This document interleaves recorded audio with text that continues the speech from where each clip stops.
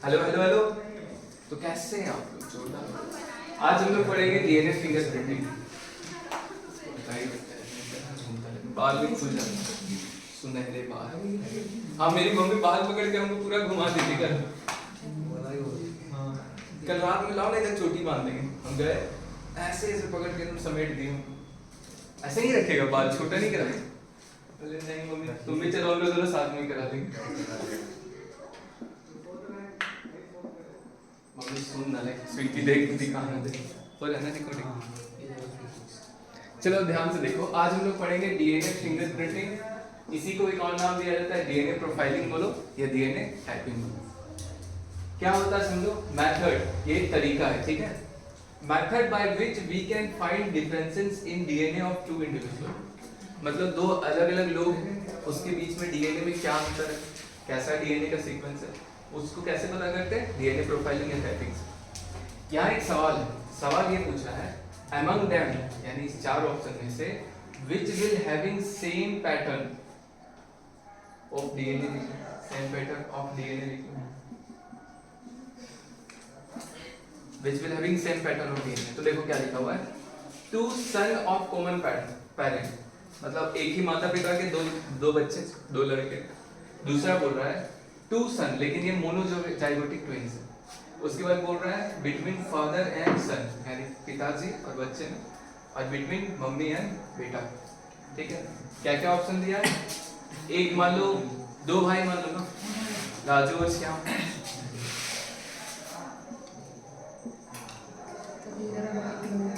हेरा फेरी थोड़ी सी, और बाबूराव जो है ना, बाबूराव ये दोनों ट्विंस है। कैसा ट्विंस है, मोनोजाइगोटिक। तो ह्यूमन रिप्रोडक्शन में तुम लोग को पढ़ाए थे कि मोनोजाइगोटिक ट्विंस क्या होता है, मतलब एक जाइगोट स्प्लिट कर जाना, वो जितना बार में टूटेगा उतना सारा बन जाएगा, पता है। 100 बनेगा तो 100 बच्चा बनेगा। तो सबसे ज्यादा डीएनए का सीक्वेंस किसमें कॉमन रहता है, मोनोजाइगोटिक ट्विंस में, क्योंकि एक जाइगोट का ही पार्ट है।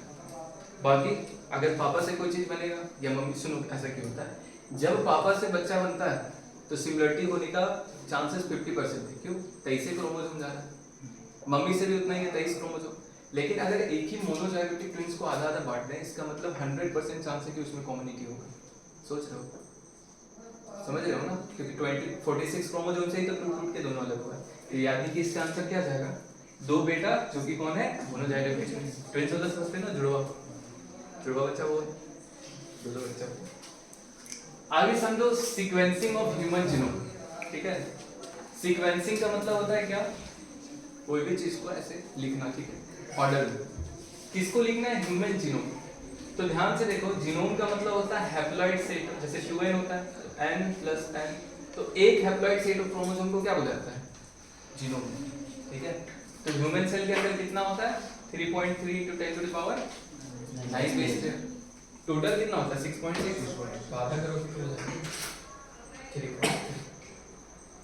अब आगे यहाँ पे देखो, इस किसमें, एक हैप्लॉइड कंटेंट में, यानी 3 × 10⁻3.3 × 10⁹ बेस पेयर में लगभग 99.9% डीएनए जो हम सभी का यहाँ बैठे हुए सेम होता है, एग्जैक्टली सेम होता है।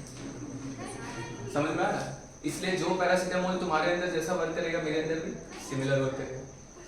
ग्लाइकोलाइसिस का साइकिल जो तुम्हारे अंदर चलता है वो मेरे अंदर चलता है।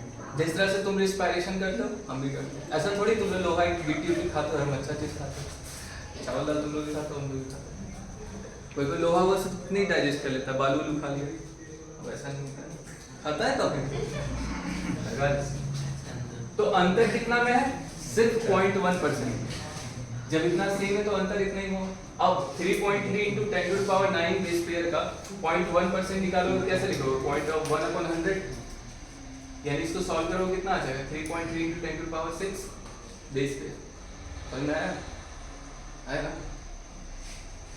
But it still so difficult to sequence. ऐसा नहीं है, देखो ये कितना 3 मिलियन के आसपास है, 10⁶ = 1 मिलियन होता है। सोचो 1 मिलियन ATGC को सीक्वेंस करना, ये भी कोई आसान काम थोड़ी होता है, ये भी बहुत डिफिकल्ट होता है। इसीलिए यहाँ पे लिखा हुआ है DNA fingerprinting is a fast method, ये एक फास्ट मेथड होता है, समझ में आया। But we want do sequencing of nucleotide, लेकिन हम कोई सीक्वेंसिंग नहीं कर सकते क्योंकि 1 मिलियन मतलब 3 मिलियन है ना, 3 मिलियन का सीक्वेंसिंग करना कोई छोटा बात थोड़ी होता है। तो हम लोग क्या करेंगे, हम लोग उसका बाल तोड़ देंगे, उसका कपड़ा उठा के ले आएंगे, उससे गुड़िया बना लेंगे। मान लो 10 आदमी पे सब 10 को बाल उठा के ले आए, डीएनए फिंगरप्रिंटिंग क्यों कराना? ये सब मेथड भी तो है ना, चिमटपाट डमडम धुआं हुआ जला लिए हैं, एकदम पूरा यज्ञ कर रहे हैं रात तांत्रिक जैसा, अपने निकल स्वाहा, हाँ खुदे से लड़ गए। सच में डीएनए फिंगरप्रिंटिंग क्यों करना जब ये मेथड है?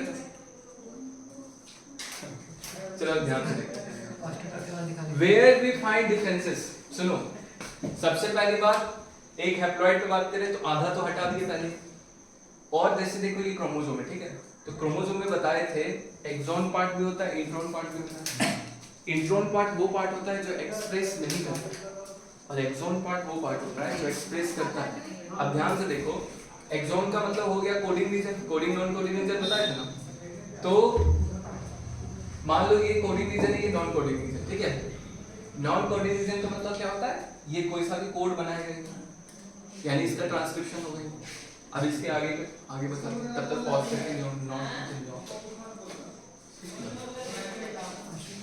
हम तो सोचते हैं डीएनए फिंगरप्रिंटिंग बेकार है। चलो आगे देखते हैं। तो वहां पे बताए थे एक क्रोमोसोम के अंदर कई सारा सीक्वेंस कोडिंग होता है, कई सारा नॉन कोडिंग।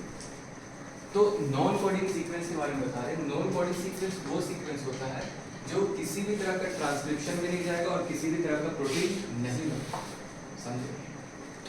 अगर मान लो किसी कारण से नॉन कोडिंग सीक्वेंस पे म्यूटेशन हो गया तो सेल को तो पता नहीं चलेगा, उसका तो प्रोटीन बनेगा नहीं।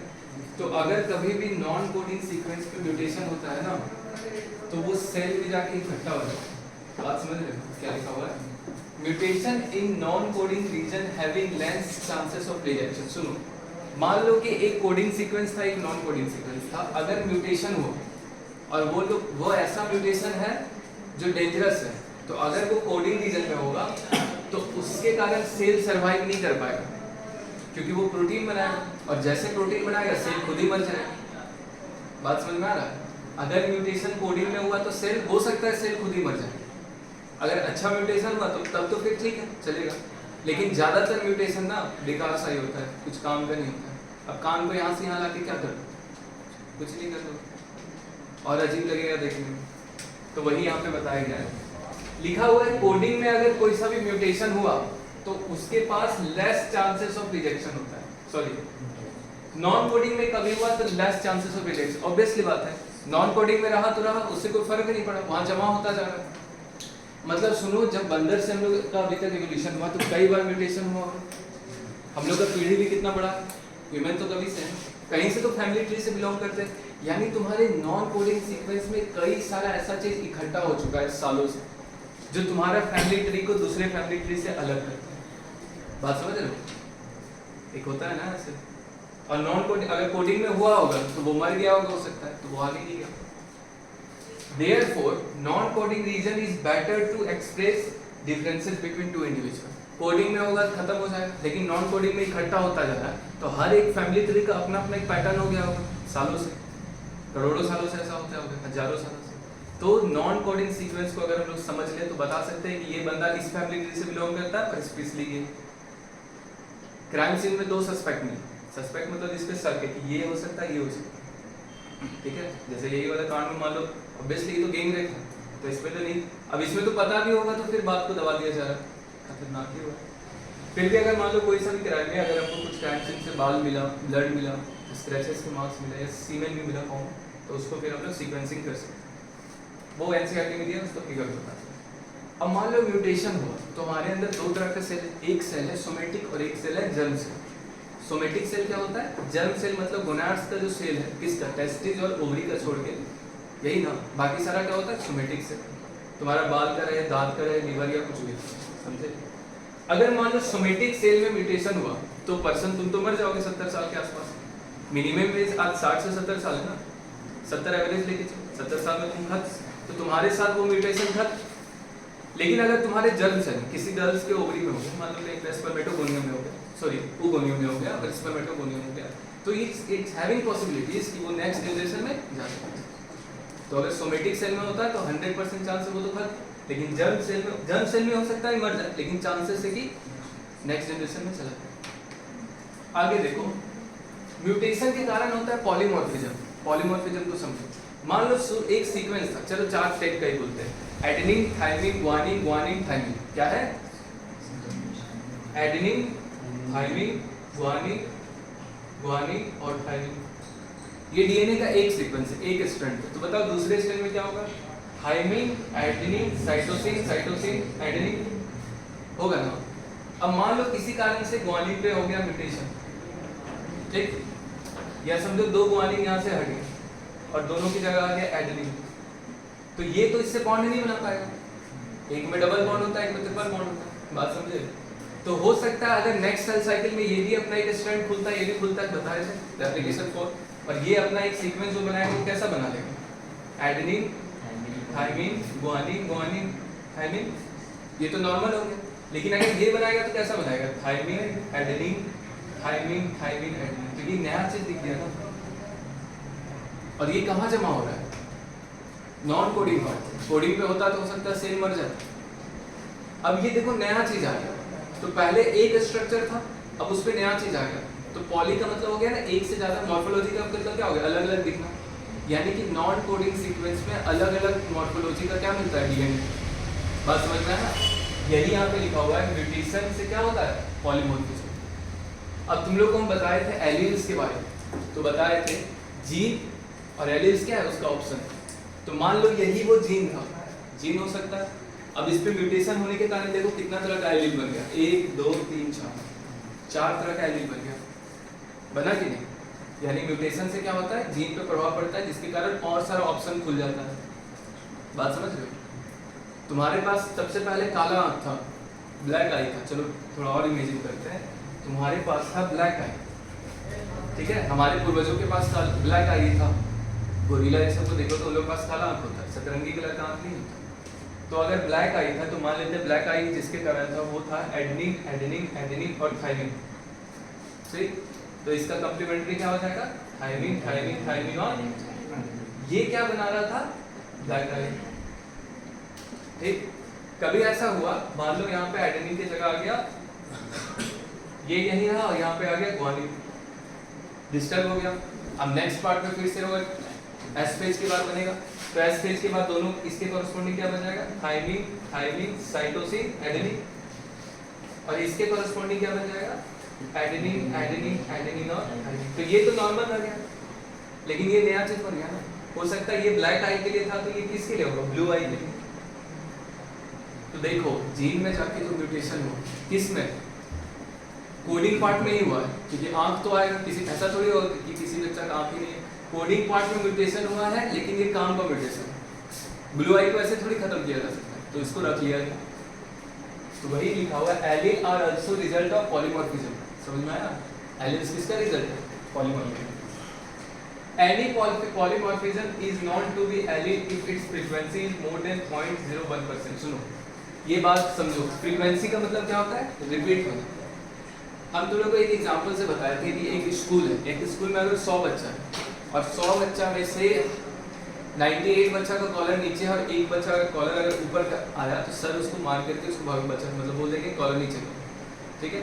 तो ये एलील नहीं हुआ, लेकिन उसको देख करके अगले दिन और 40 बच्चा या तो 30 बच्चा ऐसे करके आ गया, या 9 से 10, तो अब 2 तरह का सीक्वेंस हो गया। क्या? कॉलर उठा के भी रख सकते हैं, कॉलर नीचे भी रख सकते हैं। बात समझ में आया?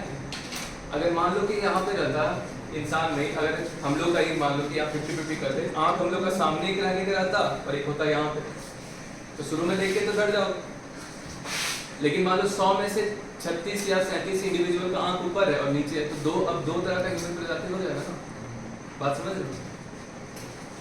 तो वही लिखा हुआ है, फ्रीक्वेंसी कितना होना चाहिए? 0.1%। मतलब अगर 10 आदमी या मान लो अगर 100 आदमी, 0.1% 100 का कितना होगा? एक ही होगा ना? देखो नहीं एक कहाँ होगा? अगर 100 आदमी है परसेंटेज इफेक्ट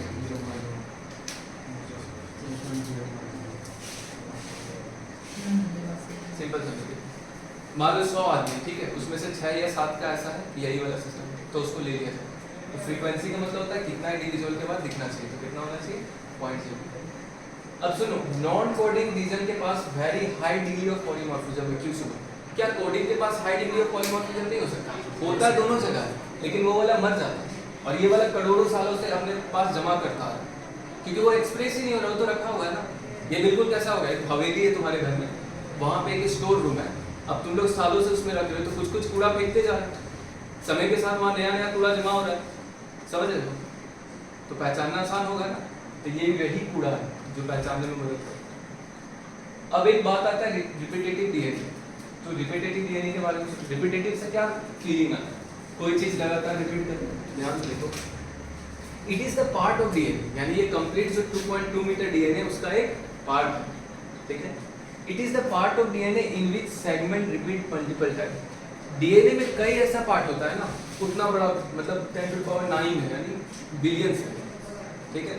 तो बिलियंस में कई जगह ऐसा पार्ट होता है, एक ही चीज बार बार रिपीट करता है। मान लो यहाँ पे ए ए ए टी ए टी, तो A T A T A T A T इस तरह करके बहुत बार रिपीट करता है, समझ में आया?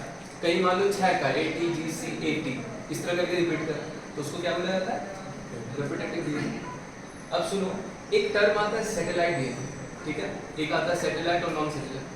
तो सैटेलाइट डीएनए क्या होता है? सबसे पहली बात, ये सैटेलाइट नॉन कोडिंग का पार्ट है, पहला याद रखो, नॉन कोडिंग। दूसरा, ये क्या होता है? रिपीटेटिव डीएनए का पार्ट होता है। सैटेलाइट को कैसे पहचानेंगे? सबसे पहली बात, कोडिंग में मत जाइए, नॉन कोडिंग में जाइए। नॉन कोडिंग के बाद वैसा जगह जाइए जहाँ लगातार एक ही चीज रिपीट हो रहा है। उसके बाद इसके बाद देखो, नॉन रिपीटेटिव नॉन कोडिंग में ही बताए थे, वही पूरा लगातार जमा हो रहा है, यानी इसके पास high degree of polymorphism. It can be separated from bulk genomic DNA by shear density centrifugation. जब तुम लोग को हम वो मेसाल्सन-स्टाहल का एक्सपेरिमेंट हो या फिर हर्शेस एंड चेस का एक्सपेरिमेंट, वैसे मेसाल्सन-स्टाहल किए थे ना वहाँ का एक्सपेरिमेंट, तो यही ना इस्तेमाल किए थे वो सेंट्रीफ्यूगेशन जो किए थे, डेंसिटी वाला N14 N15 या लिखाए थे। तो अगर तुम सेंट्रीफ्यूगेशन करते हो कंप्लीट डीएनए का, तो तुमको सैटेलाइट डीएनए नीचे मिलता है, और जो बल्क डीएनए मतलब इसके अलावा जो बचा वो ऊपर की तरफ मिलता है। बात समझ में? ये समझ में आया? सैटेलाइट डीएनए, ठीक है। पॉज करके नोट कीजिए।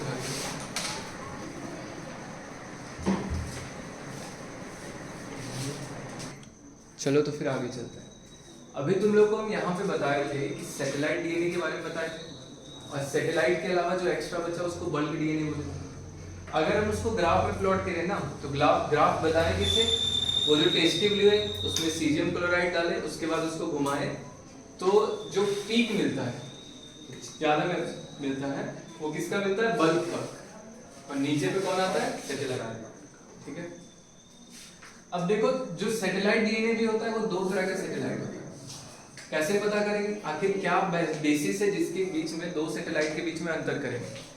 सबसे पहले बात, सेगमेंट का लेंथ, कि वो कितना बड़ा है, सेगमेंट का लेंथ। दूसरा, नंबर ऑफ रिपीट, कि कितना रिपीट कर रहा है। मान लो एक में 80 रिपीट कर रहा है यानी 2, किसी में कर रहा है 80 यानी 3, किसी में कर रहा है 80 80 80 80, इस तरह से 6-7 करके कर रहा है। तो नंबर ऑफ रिपीट कितना है उससे देखा जाता है। और लास्ट में जो तरीका है वो होता है एडेनिन थायमिन, और मतलब लास्ट में एक और ये तरीका है adenine thymine guanine cytosine contact.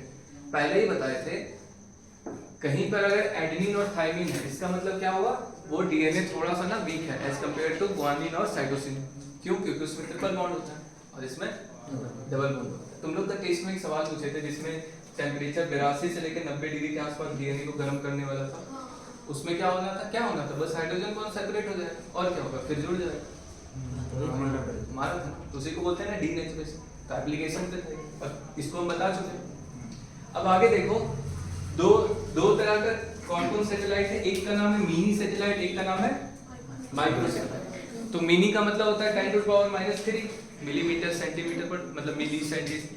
Micro का मतलब होता है 10 टू पावर -6। ऐसे करके याद रखना, ठीक। ये जो होता है इसमें जीसी रिच होता है, यानी कि ये थोड़ा हार्ड होता है, हार्ड इन द सेंस इसमें डबल बॉन्ड होता है। इसमें एडेनिन और थायमिन ज्यादा होता है, पहला अंतर। दूसरा, ये लार्ज रिपीट होता है, ठीक है। कितना से कितना? 10 से 15 न्यूक्लियोटाइड रिपीट, यानी कि एडेनिन थायमिन ऐसे करके adenine thymine guanine adenine thymine इस तरह करके 10 से 15 के बीच में करो। और यहाँ पे कितना का रिपीट होता है? 2 से 9 का, ठीक है। ये स्मॉल रिपीट होता है। जो हम लोग डीएनए फिंगरप्रिंटिंग में इस्तेमाल करते हैं वो इसका करते हैं, किसका? मिनी सैटेलाइट का, माइक्रो का नहीं करते। किसका करते हैं? Mini satellite. ठीक है, जो यहाँ पे एक टर्म लिखा हुआ है एलटीआर और यहाँ लिखा हुआ है एसटीआर। ठीक है, सबसे पहले समझो टी का मतलब होता है टैंडम। क्या होता है? टैंडम का मतलब होता है एक ही सीक्वेंस। देखो रिपीटेटिव डीएनए में एक ही तरह का सीक्वेंस था, अब वो सीक्वेंस लगातार रिपीट किया जाए बहुत लंबे टाइम तक, कॉन्टिन्यूअस रिपीट लिखा हुआ है। मतलब एक ही सीक्वेंस तो पहले तो रिपीट कर रहा था वो खुद में, उस तरह का इस तरह बॉक्स बॉक्स होकर के कई लंबा समय तक रिपीट करे तो क्या बोलते हैं? टैंडम। तो मिनी सैटेलाइट के हम लोग, मिनी सैटेलाइट में हम लोग को दिखता है लॉन्ग टैंडम रिपीट, यानी लंबा लंबा बड़ा बड़ा दिखता है, समझ में आया? और यहाँ एसटीआर में दिखता है शॉर्ट टैंडम रिपीट। ठीक है, मतलब समझो टैंडम रिपीट क्या है? मान लो कि दो उठाए एडनिथाइन, ठीक है, अब एडनिथाइन रिपीट किया और ये एडनिथाइन बहुत लंबे टाइम तक रिपीट किया, 3-4 बार। ठीक है, 3-4 बार किया तो एसटीआर में आ गया। अब वही मान लो एडनिथाइन और ग्वानिन, पहले तो 10 तक चल जाओ, उसके बाद मान लो रिपीट कर गया 150 बार, तो वो किसमें चला जाएगा? एलटीआर में। चीज वही है, बस नंबर और लेंथ ज्यादा, तो किसमें आ जाएगा? Mini satellite. अब एक टर्म होता है वीएनटीआर। वीएनटीआर, वी का मतलब वेरिएबल, वो तो सब समझता है वेरिएबल का मतलब। एन का मतलब होता है नंबर, टी का मतलब होता है टैंडम रिपीट, इसको बोला जाता है variable number of tandem repeat. यही वो कचरे की बात कर रहा है। हर एक फैमिली ट्री में सबके पास अलग अलग तरह का वीएनटीआर होता है, समझ रहे हो? हर एक, ठीक है, अगर किसी के घर में रॉयल्स रॉयल है तो उसके घर में कचरा किसका पड़ा रहेगा? टायर रॉयल्स रॉयल का, ओमनी का थोड़ी पड़ा रहेगा। अब किसी के घर में ओमनी है तो उसके घर में बुगाटी का तो नहीं पड़ा रहेगा।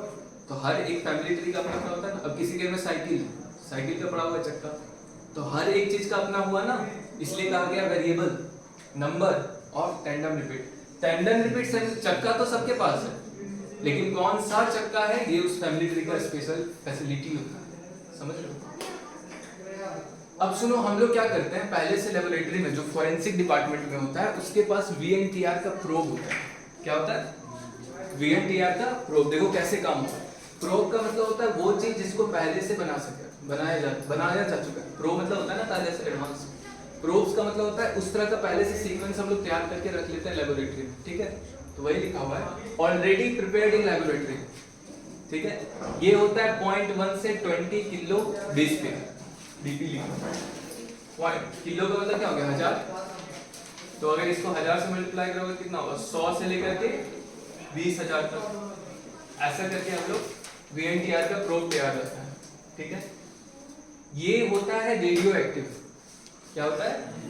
रेडियो एक्टिव होने का कारण होगा, बताते हैं। इससे क्या किया जाता है? हाइब्रिडाइज्ड डीएनए और सस्पेक्ट पर्सन। मान लो दो व्यक्ति पे हमको शक है, ठीक है, दो व्यक्ति पे शक है, ऐसा एग्जांपल दिया हुआ एनसीईआरटी में, दिखा देंगे। दो व्यक्ति पे शक है तो उसका डीएनए हम लोग निकालते हैं। ठीक है, यूज टू हाइब्रिडाइज करने का मतलब क्या होता है बता, धीरे धीरे समझते हैं। पहले यहाँ देखो डीएनए फिंगरप्रिंटिंग कैसे होता है। इसको डेवलप करने वाले साइंटिस्ट का नाम था एलेक्स जैफरी। प्यारा सा नाम याद होना चाहिए, एलेक्स जैफरी। जैसे मान लो क्राइम सीन पे हमको एक सेल मिला, सेल तो नहीं मिलता, ब्लड ही मिलेगा, सीमेंट मिल सकता है, कुछ भी क्राइम सीन हो, किसी को गोली मारा गया है या कुछ भी। अब उसको क्या किया गया? उसका डीएनए को आइसोलेट किया गया। ये बायोटेक्नोलॉजी में इसका डिटेलिंग होता है। डीएनए को आइसोलेट करने का तरीका होता है। देखो इसको डाल दिए एक टेस्ट ट्यूब में। अब इसको क्या किया जाता है? Cut with restriction into nucleases. Cut with, ये हम तुम लोगों को बताए थे, इंडोन्यूक्लियेजेस क्या होता है? सीजर होता है, काटने में मदद करता है। ठीक है, तो यहाँ पे देखो काट दिए तो इस तरह का था। देखो छोटा छोटा टुकड़ा में दिख रहा है। अब इसको क्या करते हैं? Gel electrophoresis. तुम लोग क्लास 11 में पढ़े होंगे प्लांट किंगडम में जो रेड अलगी है, रेड अलगी और तीन तरह का अलगी था ना, ग्रीन, ब्राउन और रेड। तो उसमें से अगार अगार नाम का एक जेल निकलता था, जिलेटिन जेल। ठीक है, तो उस जेल का इस्तेमाल क्या किया जाता था? एक तो मान लो ट्रांसशिपमेंट में इस्तेमाल किया गया, यहाँ से लेके दूसरे देश में लाना है तो शिप में रख दिया उस सामान। ठीक उसी तरह यहाँ पे एक एगार एगार टाइप का जेल होता है, उसमें क्या होता है? इस सारे को ऐसे डाल दिया जाएगा और ये क्या मेथड होता है वो सिखाएंगे बायोटेक्नोलॉजी में। उसके बाद इसको एक इलेक्ट्रोफोरेसिस, मतलब देखो डीएनए में कौन सा चार्ज होता है? नेगेटिव होता है। फास्फोरस की चार्ज नेगेटिव होता है। शुगर में कोई चार्ज होता है? नहीं। नाइट्रोजनस बेस में नहीं, किसमें होता है? फास्फोरस। तो हम लोग इधर क्या करते हैं? कैथोड एनोड कैसे लगाते हैं? उसको फिर ऐसे खींचते हैं धीरे धीरे, इलेक्ट्रिसिटी के थ्रू एक चार्ज दूसरे चार्ज को अट्रैक्ट करता है ना, तो उसमें नेगेटिव है तो हम लोग क्या लगाते हैं, उसको ऐसे करके सरिया दिया जाता है, ठीक है। इस पैटर्न को, इस फेनोमेनन को, इस सिस्टम को बोला जाता है सदर्न प्लॉटिंग। क्या बोला जाता है? सदर्न प्लॉटिंग क्या होता है? Transfer of DNA into nylon या नाइट्रोसेलुलोज मेम्ब्रेन, यानी ये जो टूटा था ना, इसको क्या किया जाता है? वही टेक्निक से, कौन सा? जेल इलेक्ट्रोड प्रोसेस से एक पेपर पे, एक नायलॉन के शीट पे ऐसे रख दिया। अब इसके आगे क्या होगा बता, ये नोट करो आप लोग भी नोट।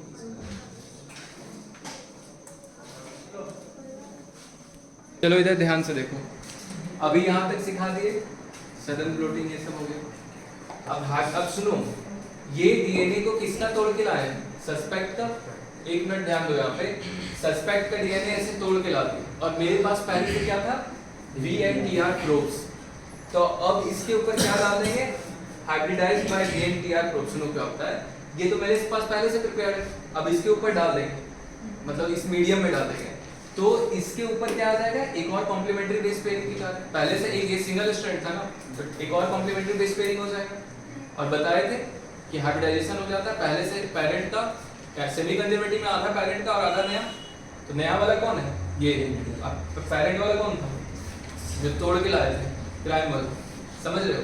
अब सुनो, क्योंकि VNTR के पास क्या है? रेडियो एक्टिविटी, यानी उसको जैसे ही हम लोग डालेंगे ऑटो रेडियोग्राफी यानी एक्सरे फिल्म पे, radioactivity is exposed as a pattern of hybrid DNA, यानी जैसे इसको उस फिल्म पे डाले ना एक्सरे वाला, वहां पे ऐसे चमकने लगेगा, पैटर्न दिखने लगेगा। फट से पकड़ लेंगे किसका, समझ में आया? तो यही था। तो आज की क्लास यही समाप्त करते हैं, और मॉलिक्यूलर बेसिस भी आज खत्म हो गया। जय हिंद, जय भारत। एंड गेम हो गया।